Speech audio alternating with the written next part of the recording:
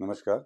मेधज astro channel पे मेधज परिवार और संस्कार में आप सबका स्वागत है। दिन 5 मार्च 2026 गुरुवार। तिथि शशीमापनोति, तिथि है द्वितीया तिथि। द्वितीया तिथि एक भद्रा तिथि है। भद्रा तिथि में धनु और मीन राशि दग्ध होती है। तो इसका स्वभाव, नेचर, कॉज ये बुध के अनुसार होता है और इसका रिजल्ट शुक्र के अनुसार होता है। बुध और शुक्र के से मिला जुला ये तिथि विध्वंस को दिखाती है। बुध और शुक्र की युति विध्वंस दिखाती है। कलानिधि योग भी होता है, आर्टिस्टिक अप्रोच भी होता है, परंतु ये विध्वंस निश्चित रूप से कराती है। भद्रा तिथि अशुभ मानी जाती है यदि चंद्रमा कर्क, सिंह, कुंभ या मीन में हो, जो कि आज नहीं है। उत्तरा फाल्गुनी में है, मगर उत्तरा फाल्गुनी के दूसरे, तीसरे, चौथे चरण में होंगे दिन भर, और जो कि कन्या राशि में होता है।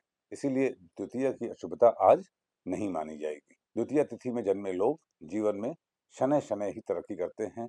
शुरू में 28 से 30 साल, 35 साल तक वो लोग भावनात्मक उद्वेग का शिकार रहते हैं, और परंतु उसके बाद धीरे धीरे लाइफ में सेटल हो जाते हैं, और जीवन की सच्चाइयों को जब सेटल हो जाते हैं तो बहुत अच्छे मार्गदर्शक बनते हैं। They are very good mentors, they are very good guides. ठीक है। भारत आयुष्यवर्धनम। वार है गुरुवार। गुरुदेव मिथुन राशि में वक्री अवस्था में है, हम लोगों की मदद कर रहे हैं, परंतु धनु राशि के बाधक हैं सरकार, इंफ्रास्ट्रक्चर, तंत्र, इन सब में ये बता रहे हैं कि जो मिस्टेक्स है, उन मिस्टेक्स की वजह से आपको तबाह होना निश्चित है।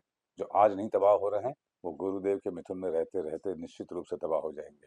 धर्म मार्ग पर रहना, धर्म मार्ग मतलब हिंदू मुस्लिम नहीं, धर्म मार्ग मतलब जो सत्य है, सत्य मार्ग पर रहना। ज्योतिषम प्रत्यक्षम शास्त्रम सूर्य चंद्र साक्षिणों। ज्योतिष प्रत्यक्ष शास्त्र है, सूर्य चंद्र इसके साक्षी है। ठीक है। नक्षत्रार्थ हरते पापम नक्षत्र है उत्तरा फाल्गुनी नक्षत्र। उत्तरा फाल्गुनी नक्षत्र बहुत ही, I call it one of the best nakshatra. इस नक्षत्र में शुभता बहुत है। ये बेसिकली धर्मात्माओं का नक्षत्र है, कॉन्ट्रैक्ट्स का है। इसमें जो लोग क्रांतिवीर टाइप के लोग होते हैं, कंक्लूड करते हैं, राह दिखाते हैं, जीवन में एक मिशन बनाते हैं, आपको एक अच्छा गाइडेंस प्रदान करते हैं, उस प्रकार का ये उत्तरा फाल्गुनी नक्षत्र है। शिव जी के विवाह का नक्षत्र है। इस दिन किया हुआ विवाह स्थिर होता है, और उत्तरा फाल्गुनी नक्षत्र में किया हुआ कोई भी कार्य जनरली बहुत स्थिर रहता है। देखिए, उत्तरा फाल्गुनी नक्षत्र गुरुदेव का नक्षत्र है, जन्म नक्षत्र है।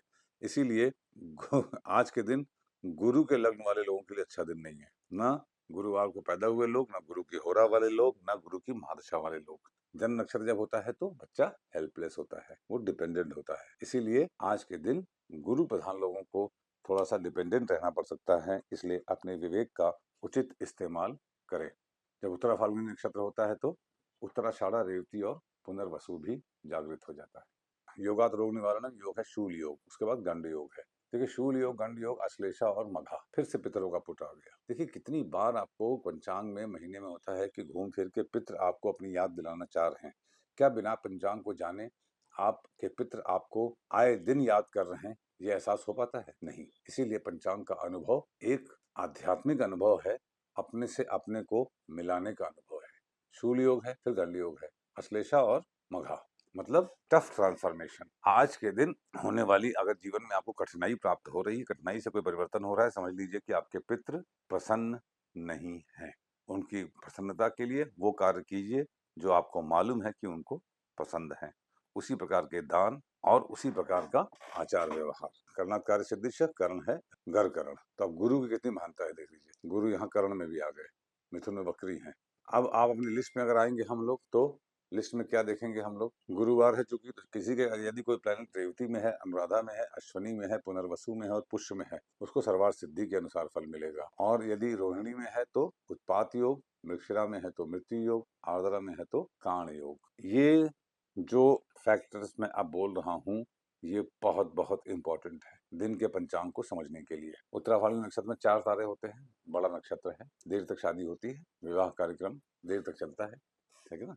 आज की तिथि में कोई राशि, दग्ध राशि में कोई वक्री ग्रह नहीं है, इसलिए उसका कोई विशेष परिणाम भी नहीं मिलेगा। बाधक बता दूं मैं, चूंकि चंद्र कन्या राशि में है, कन्या द्विस्वभाव राशि है, द्विस्वभाव राशि में सप्तम भाव बाधक होता है। सप्तम भाव में मीन राशि है, मीन राशि के स्वामी गुरु हैं। गुरुदेव का कन्या राशि या बुध से कोई संबंध है। गुरुदेव अपनी 9वीं दृष्टि से बुध को देख रहे हैं। गुरु भी वक्री है, बुध भी वक्री है। इसका मतलब बाधा तो है, मगर गुरु की दृष्टि से वो टल सकती है। यदि वक्री है तो प्रयास करें। ये एक नई चीज मैंने जोड़ी है, इसको आप जरूर अपने इस्तेमाल कीजिए। अब कन्या राशि क्या है? शीर्षोदय राशि है, तो तुरंत जैसे ही चंद्र जाएंगे कन्या में, वैसे ही तुरंत फल मिलना शुरू हो जाएगा। इस प्रकार से आपको इनको भी समझना चाहिए। घर से बाहर निकलने से पहले जीरा खा के निकलिए। आपका दिन शुभ हो। Thank you very much.